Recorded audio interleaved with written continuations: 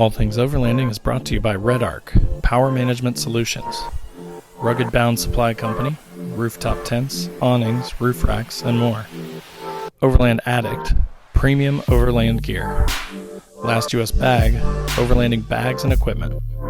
Northology Overland, trips and a monthly overlanding magazine.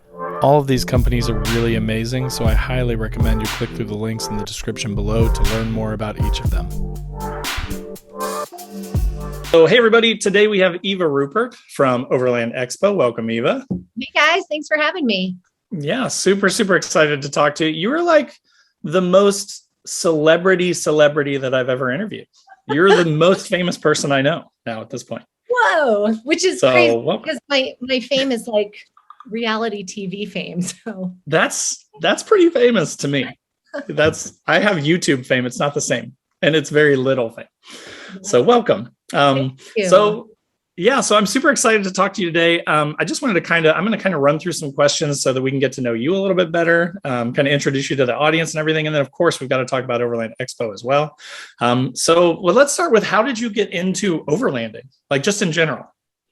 Gosh, that's such a good question. It's such a classic question because, it used to be called car camping. Remember that? Yeah, right. And so overlanding for me, I guess I didn't even realize I was overlanding until I started working for Overland Expo and going to the expos. But, I've always been a road tripper ever since I was young. In my early 20s, I got my hands on this crusty old Toyota pickup, and it was like a pirate truck. It was rusty and it had this metal camper shell on top. And I was doing a lot of rock climbing at the time. And so nice. I named the truck Ulysses Amelia, and and I traveled all over the country together. And I was just a kid, and I think that's where it all started, finding the best rocks to climb and the best free campsites. And I think, you always end up on dirt roads when you're heading out to the crags. Right. So. Yeah. Very cool. And it's funny because as soon as I saw your name, whenever Nick from Overland Expo reached out, I was like, wait a second. I Googled you and I was like, I have seen you on the Overland Expo virtual stuff from last year. I saw you on all those videos and I was like, I knew her from somewhere. I'd seen you before. So going from, rock climber, driving around in a truck and camping for free to working for Overland Expo, like arguably the largest overlanding expo in the world, like how did you get tied into that?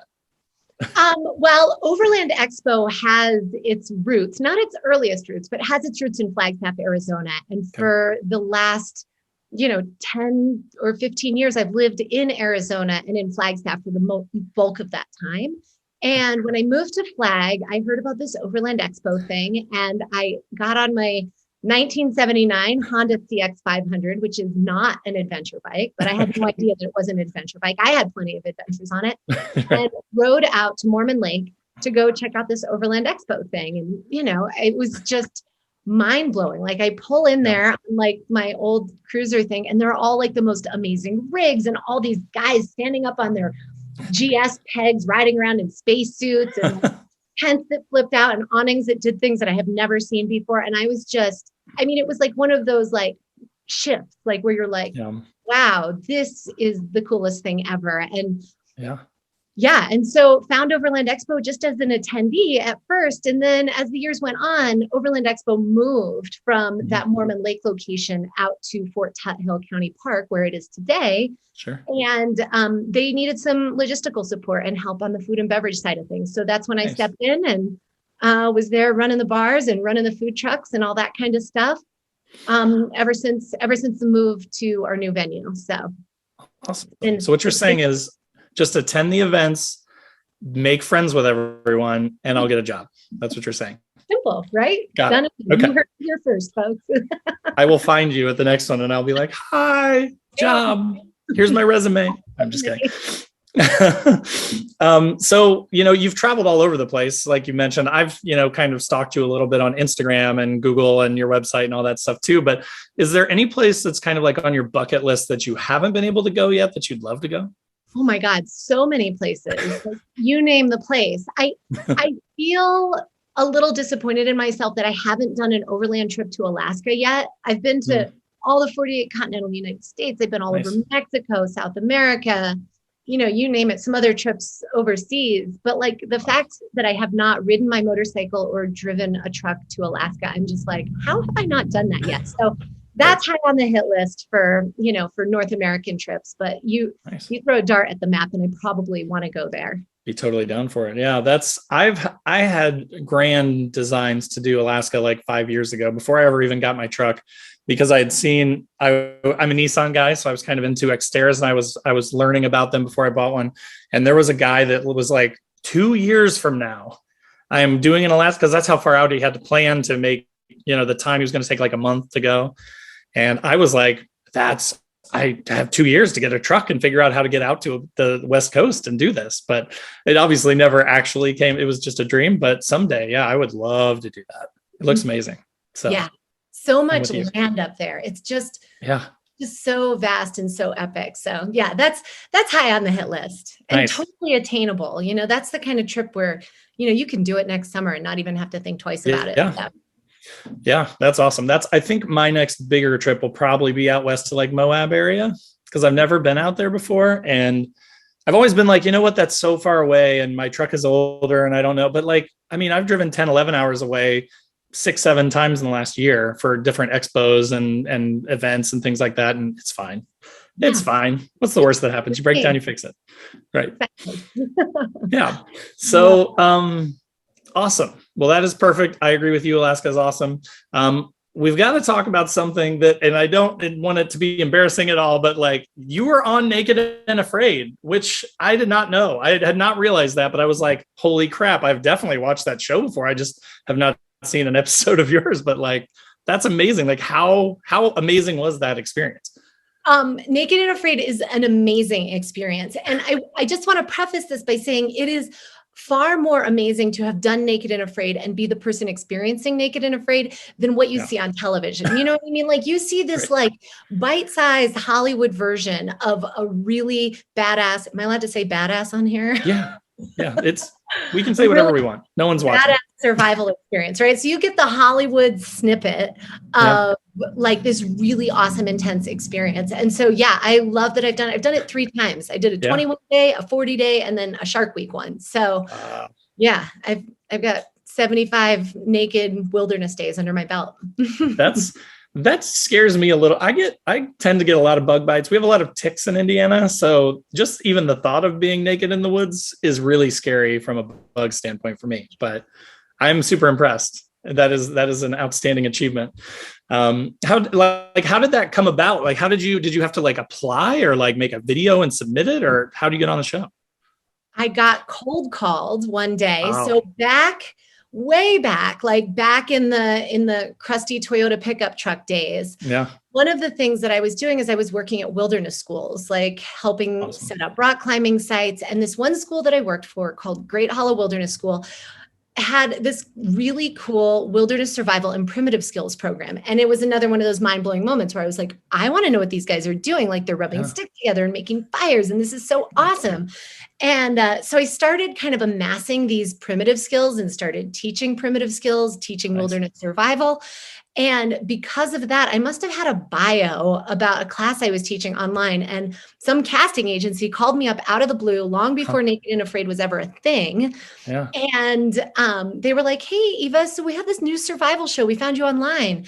And I was like, oh, cool. Yeah, let's do it. And she's like, and you have to be naked. And I was like, what channel do you work for? Right. Who are you?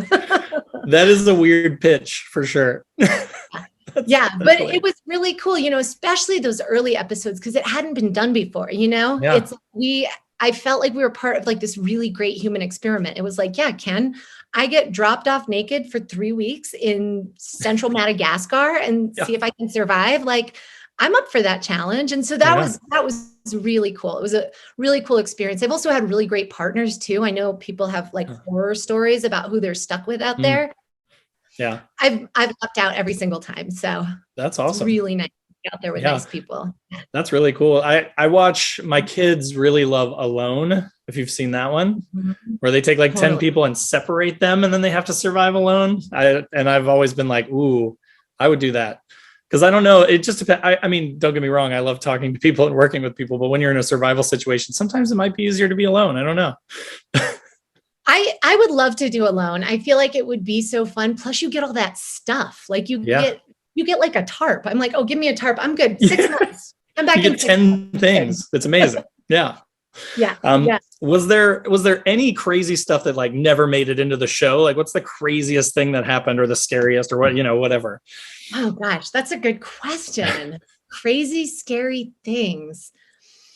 They probably picked the most crazy and scary things to put in the show, I imagine. Yeah, they do. And they really like ramp up the drama as much as possible. Right. I don't know that there's anything crazy or scary. I guess, one of the things that always blows my mind is you just don't see how much fun people are having out there. Because if you're ever naked alone or in the wilderness, Right. naked with a bunch of people and a camera crew around, it's hilarious. Like there is something inherently very funny about that. And so you don't see all the times when you're laughing just to kind of keep your spirits up, because the suck factor of Naked and Afraid is real high, right? Yeah. So you got to keep your spirits up. And there's times when you're just sitting around the fire, it's raining, and you're just busting up laughing because I mean, look at like who does this, right? Right. So, yeah. That's awesome. know that there's been anything really scary. I will say the Shark Week episode had me on my toes. I'm a desert girl. I'm kind of a land, rock, cactus kind of gal. Sure. And Shark Week, it had my hackles up because sharks are no joke. So I love it. It seems like people watch the movies and then they think that they're either murderous killers all the time or they're totally not a threat at all. There is no middle ground, it feels like. But I think you just always have to be alert when you're around sharks. Yeah. So make good choices. Yeah, sure. Yeah. I saw, so in my stalking, not to sound creepy at all, but as I was learning more about you, right? I think I saw an Instagram post that you own a hotel, you were folding laundry, right? Yeah. Is that right? Like what don't you do? You own a hotel. What else do you do? Just a whole, it's that entrepreneurial spirit, right? Yeah. So my boyfriend, Sterling, who is a big Moto person, you should have him on your podcast too, because he's a rockin' overlander on so many levels. But he and I bought this little vintage motel in Southern Arizona. We're about 5 miles north of the Mexico border in a town called Bisbee. And our motel is called the John Quill Motel. And it's really cool. We have 7 little rooms. It's like an old school motor court, where you can pull up by your room. And then we have a huge backyard. So we always have overland vehicles parked in the back. So if you're coming up from Mexico or you're running the border wall or anything like that, you can always pop in, pull your rig into the back where it's safe, and come have a camp out with us. We'll have a fire. It'll be great. That's awesome. Groovy little place. Come see us. Very overland friendly. Yeah, that's awesome. Very cool. So, I've definitely noticed, obviously, even just talking to you now, that you're very 2-wheel focused. So like what got you into bike? Like I'm not a bike person. My wife says I'm not allowed to have a bike because I'll kill myself. And I listen to her so that I stay married. But I'm a 4-wheel person, right? And I've just always assumed that I'm like going to be a 4-wheel off-roader / overlander, but you are clearly a 2-wheeler. Like you said you had a truck before, like what really got you into bikes?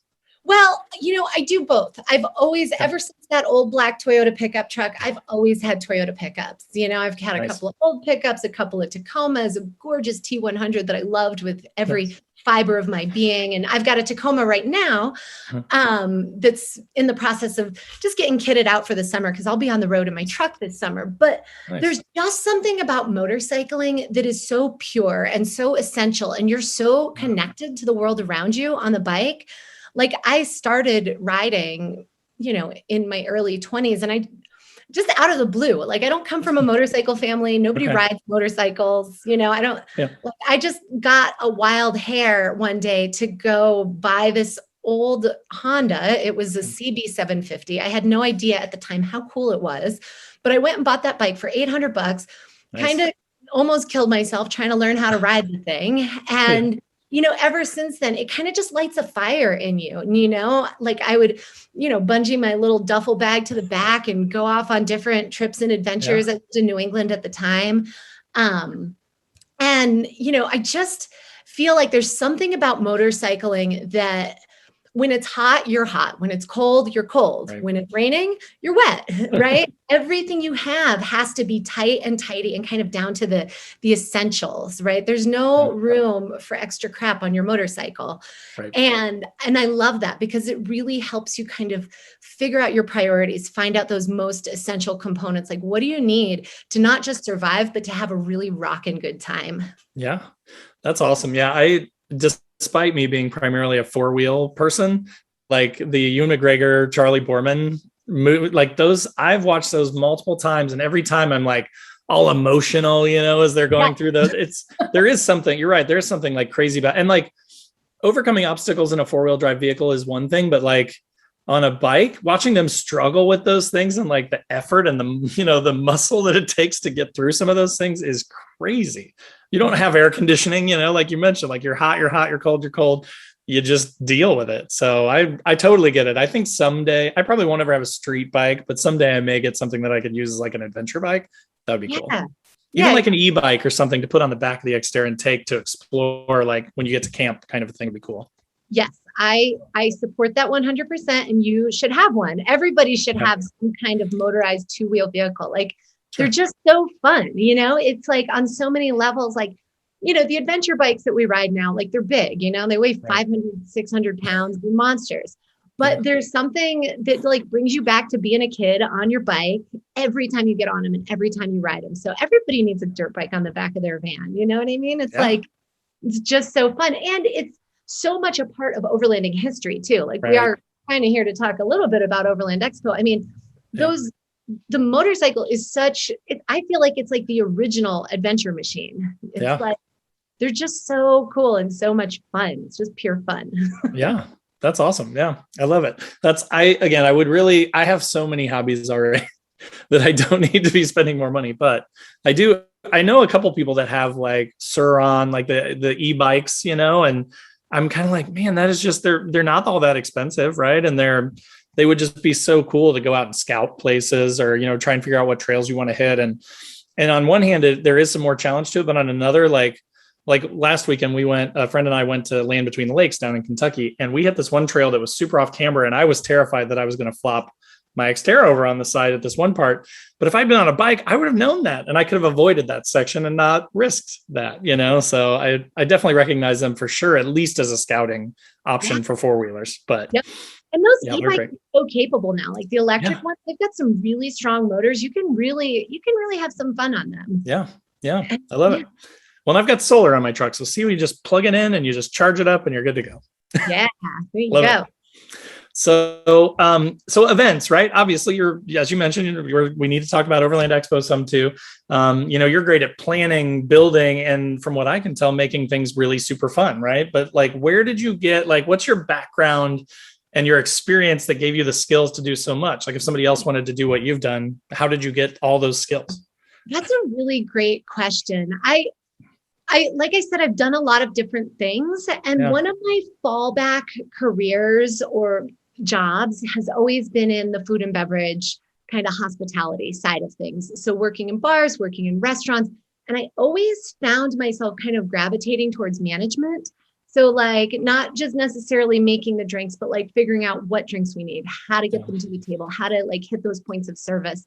And I think somehow like just through that process, I kind of gravitated towards events. I always loved doing pop-up specialty dinners, like, you know, just all kinds of random different things. And somehow that skill set translates really well to Overland Expo and to event planning. Yeah. You really have to be comfortable in the chaos, right? Because like an event is natural entropy, right? So your job as an event planner is to make sure you have walls, a container, so that people can have like these really random self-guided fun experiences, but you know, you don't want them to get like too wild and too crazy. You want them to have like this really amazing experience and feel like it's an authentic, real experience for them. So that's kind of how I approach my event planning. Yeah, I love that. Well, and like, you know, again, just from talking to you and of course seeing you online and stuff, like I can tell that you're great with people, right? You're good at talking to people. You're very confident in yourself. You run naked and afraid, right? Like you're sure of yourself. You understand your limits and capabilities. So like building relationships, I think is an important part of event planning and coordination and ongoing event like building, right? So I can definitely see how, that makes perfect sense, that you would be a perfect fit for that. So I also noticed that you have a passion for alcohol. And I too am, like, most of my audience is like, they're always talking. I've been saying for like a year now that I need a beer sponsor. Like, I just want some small brewery to give me like 24 beers a month or something that I can just take out and like give to friends and have, overlanding adventures. And I've not found one yet. Your sponsor. I support that. I wish I knew some independent Indiana breweries, but when I come out to visit all of you guys, I've got a cousin in Indianapolis. So when I come out, I'm going to find a brewery and we'll make sure that they send you beer. Oh my gosh. Yeah. I would. Well, I mean, here's the thing too, is I'm not just looking for a handout. Like, I will talk them up on every single, episode and everything. I guarantee you I could drive them way more business than the cost of giving me beer. Like, that would be the cheapest sponsor I've got, probably. So, yeah, very good. Yeah. Well, I look forward to that. Definitely call me up when you're in town, and we can go around from brewery to brewery until we find one that is willing to do that. We'll find the perfect fit. I love it. Yeah. I feel like awesome. I'm more of a cocktail nerd. Like, I've worked in craft beer, worked in wine, but I feel like the sweet spot for me right now that I'm really grooving on is the mixology side of things, because you can really play with it. And if you ever come to an Overland Expo, particularly our big Flagstaff event, you'll notice that we have a really handcrafted cocktail menu. And that's one of my favorite projects to do. I've kind of passed along some of that responsibility, so hopefully that legacy stays. But, making cocktails at the campfire is my favorite thing to do. So that's awesome. Yeah, I am oftentimes jealous, both from a food standpoint and a drink standpoint, but I am very caveman-esque in my overlanding, where I'm like, you know what? I like IPAs and they come in a can or a bottle and I can put them in my fridge and I'm set. Yeah. But I often, like, if I saw you over there, like, mixing stuff up, and I would be like super jealous for sure. So same with cooking. So yeah, that's awesome. Just like rip open the mountain house and pour in the water kind of guy. Yeah. Yeah. Or like, like, that's on this last trip last weekend. It was like the other gentleman that I went with had like all these pre-made bags of like chicken and rice and all. And I was like, wow, that's really smart. And I was like, I have a steak and instant mashed potatoes, or hamburgers and instant mashed potatoes, or, canned chili and instant mashed potatoes. Like, it's always just potatoes and meat and potatoes, Midwest, I like meat and potatoes too. I mean, there's nothing better than being out camping and throwing some steaks on the coals. Like, that is the world's most perfect meal as far as I'm concerned. And it's easy too. Yeah. I love it. Well, very cool. Well, we should probably jump into a little bit more of Overland Expo Mountain. So, for those of you listening or watching that have not heard of that, I've heard of Overland Expo East and West, of course. Last year, virtual, I heard of that. But this mountain thing is totally new, right? Yeah, this is super exciting. So for obvious reasons, we didn't have Mountain West last year. Right. But this end of August, we're like 20 something days away. So get your tickets if you want to come. The event is in Loveland, Colorado, and it's Overland Expo Mountain West. So this is a brand new venue for us. And it is in one of my favorite states in the country. I love Colorado. And it's shaping up to be a rockin' show. We've got all of our hands-on vehicle training, all of the Moto training. And I feel like there's so many people in the overland space who don't realize that Overland Expo is motorcycles and four-wheel drive vehicles. No. It's just all about adventure travel. So it's definitely good for folks who are interested in motos as well as trucks. So it's going to be great. The venue is beautiful. It's at a venue called The Ranch, which is just a big professional event facility. Nice. And we've got literally hundreds of exhibitors there, and the exhibitor lineup is great. I've seen some sneak peeks of the class list, and we've got some awesome instructors coming in. And that's, one of the best parts of Overland Expo. It's like, anything you want to learn about overlanding, Expo is the place to do it.